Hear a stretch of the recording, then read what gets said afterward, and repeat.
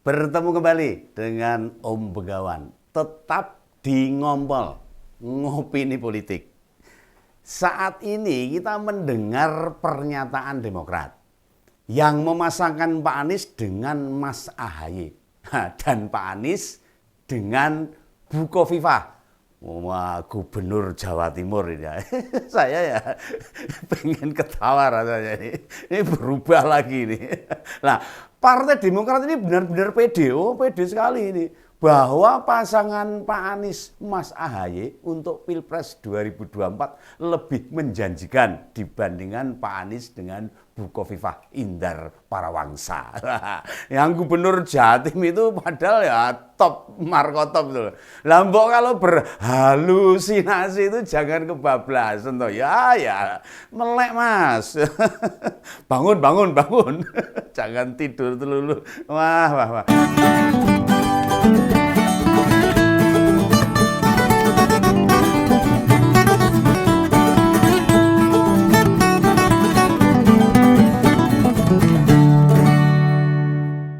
Sampai lupa saya ini. Ini.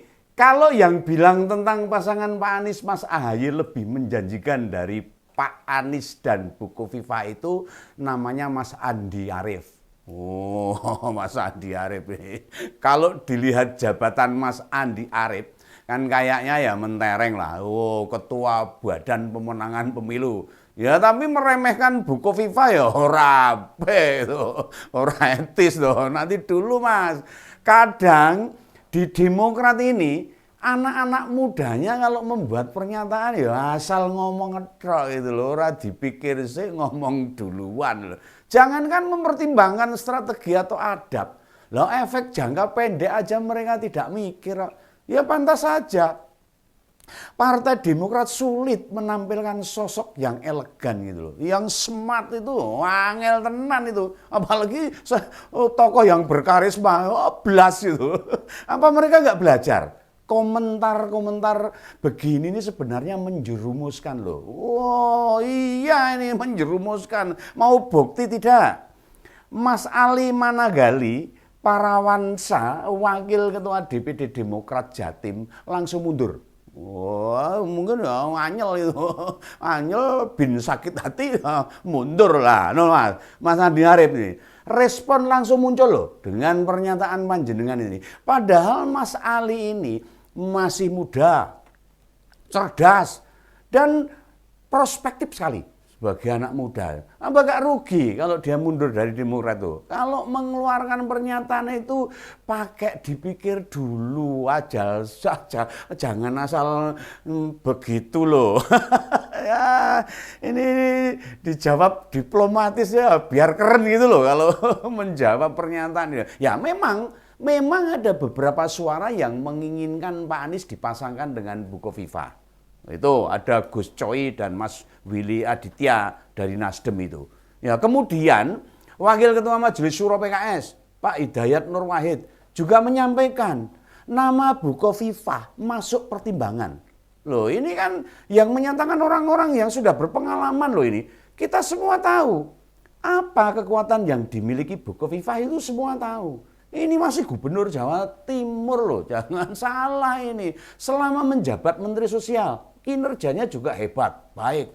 Kinerja di Jawa Timur sebagai gubernur tidak main-main. Meski wakil gubernurnya muda, tapi beliau bisa membagi tugas dengan baik bersama Mas Emil Dardak itu. Wakil gubernur yang masih muda itu. Nah, lalu kita coba bandingkan dengan Mas Ahaye. Apa yang mau disebut prestasinya sekarang ini? Mampu mengalahkan Pak Muldoko ketika Demokrat mau dikudeta. Menurut Om Begawan itu mau dikudeta itu. Nah itu bukan prestasi itu. Nah, apa coba? Saya bingung loh ini mau menyebut apa ini prestasinya Mas Ahaye ini. Ya, coba kalau ada kader atau pengurus Demokrat di tingkat apapun yang tahu konten ini, ya, konten ngompol ini, komentar ya supaya tahu. Nah, soalnya yang ada di kepala saya ini ada dua kegagalan buat Mas Ahaye ini. Yang pertama, nah ini prestasi yang nggak bagus ini. Yang pertama gagal jadi gubernur. Loh, Mbak Kofifa itu gubernur Jawa Timur loh. Ini masanya gagal. Mau nyalonkan jadi gubernur udah nggak bisa. Dan mengeyelnya minta ampun jadi bakal cawapresnya Pak Anies. Oh, gagal gubernur aja gagal, ngeyel jadi cawapres ini. Gimana ini masanya ini? Nah, katanya sudah menandatangani kesepahaman dengan Nasdem.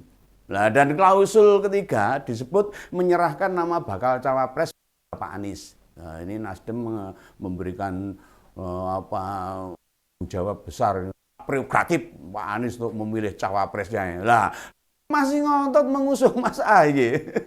Kalau Pak Amin Rais ya ngotot biasa ini. Saya maklum karena sepuh dan mungkin banyak lupa itu loh. Nah, pernyataan Mas Andi Arief bukan hanya melukai perasaan Mas Ali Managali itu, ya toh. Wakil Ketua Demokrat Jatim melukai ini, bisa sakit hati itu. Bukan hanya menganggap remeh dukungan Demokrat ke Bukovifa.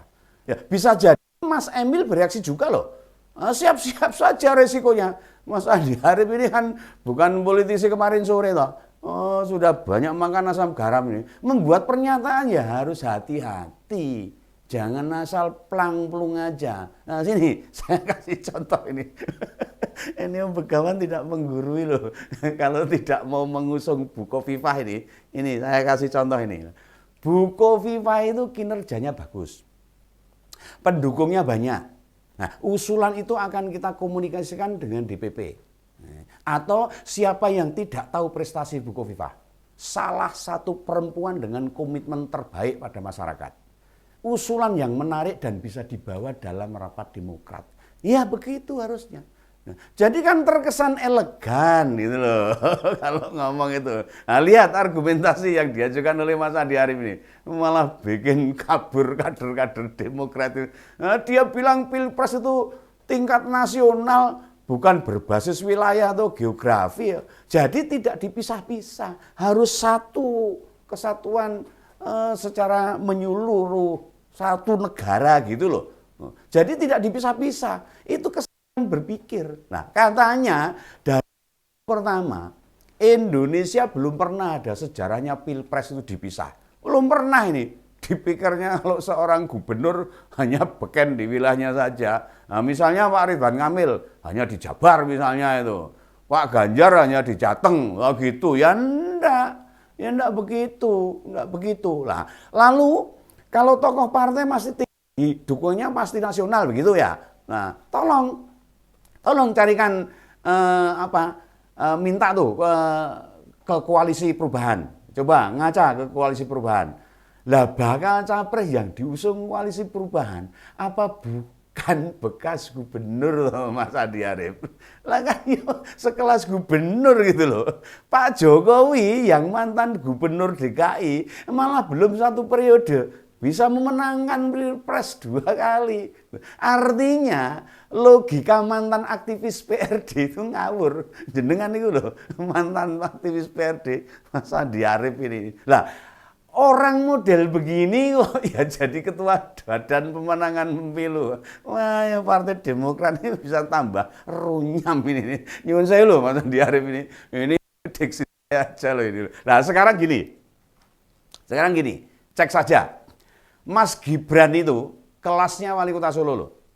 Oh, ya Mas Gibran di Surakarta sana. Apa hanya wong Solo aja yang kenal? Lah ya enggak toh. Allah, atau Pak Ganjar relawannya saja ada di semua provinsi loh. Wah, kayak umum itu. Ribuan itu relawannya dan berbagai elemen. Semua ada itu, dari kelas apapun ada itu. Dari kelas pengusaha, UMKM, komplit itu relawannya Pak Ganjar itu. Justru yang pantas dipertanyakan itu harusnya loh Mas Andi, harusnya Mas Ahy itu. Mas Ahy itu dipertanyakan kredibilitasnya. Pilgub DKI saja kalah loh. Kalah. Bagaimana mau diperjuangkan di tingkat nasional? Nah, jadi yang ada kesalahan berpikir itu siapa coba? Nah, coba kalau jenengan mengatakan salah berpikir, coba yang salah siapa itu? Alasan kedua ini. Alasan kedua yang diajukan, elektabilitasnya Mas Ahy lebih tinggi daripada Bukovifa. Nah, atau tingkat keterpilihan Anies Ahy lebih tinggi dibandingkan dengan Mas Anies dengan Mbak Khofifah. Nah, bisa jadi nih, tinggal parpol pengusung mau bekerja keras atau tidak. Mesin partainya, pendukung koalisi perubahan itu yang bekerja. Ya. Alasan ini lebih ngawur, alasan ketiganya ini lebih ngawur. Katanya Mas Ahaye juga seorang NU. Alah. NU saka ngendi to, Mas? Buktinya apa coba? Buktinya apa? Hadir di peringatan 1 NU gitu. Sudah otomatis jadi anggota NU waktu di Sidoarjo itu. Nah, politisi yang hadir bukan hanya Mas Ahaye. Bu Khofifah itu ketua umum Muslimat NU. Mengatakan Mas Ahaye NU itu jelas sebuah pernyataan mengada-ada. Oh iya, mengada-ada. Bisa sebutkan pada siapa Mas Ahaye belajar agama. Apalagi di NU. Kan tidak kelihatan siapa kiainya. Kalau Bu Khofifah tidak perlu dijelaskan. Kan kayak Pak Jokowi atau Mas Gibran ya genah NU kalau itu. Nah, gurunya itu Pak Kiai Haji Abdul. Itu tokoh NU itu gurunya Pak Jokowi dengan Mas Gibran. Nah, bersahabat dengan Habib Syekh, lalu Habib Lutfi, nah, juga jadi Dewan Pertimbangan Presiden juga itu. Wakil Presidennya Pak Kiai Ma'ruf Amin.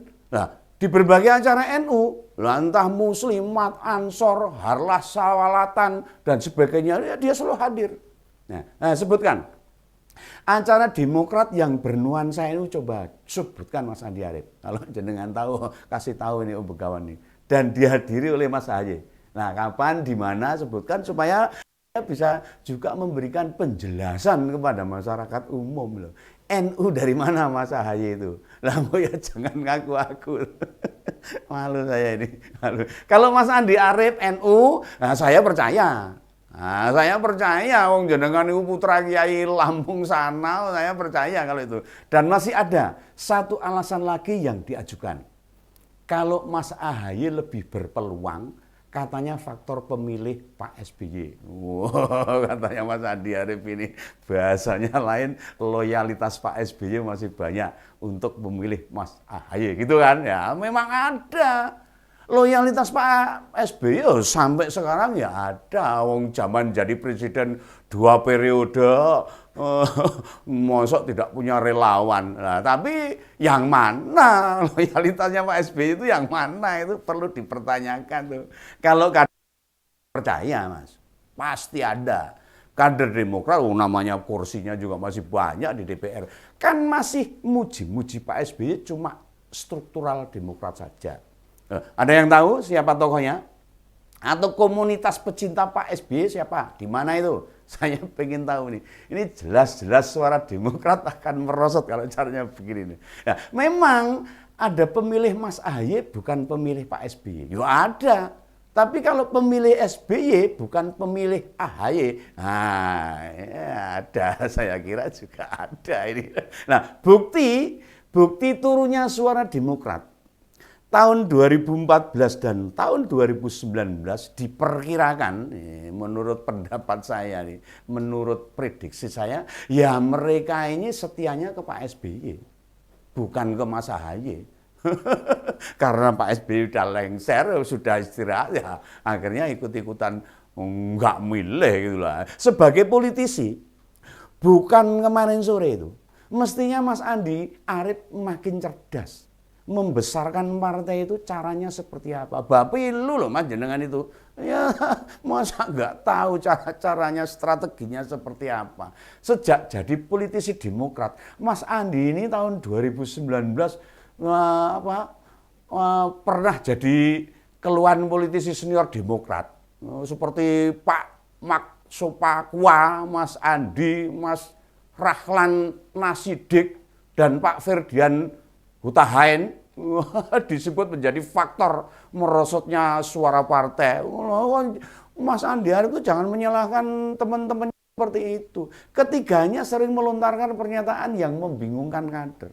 Ya mungkin termasuk membandingkan Mas Ahaye dengan Bu Khofifah itu yang membuat Demokrat semakin terperosok. Ya kalau jenengan tidak memperbaiki segera, tunggu saja.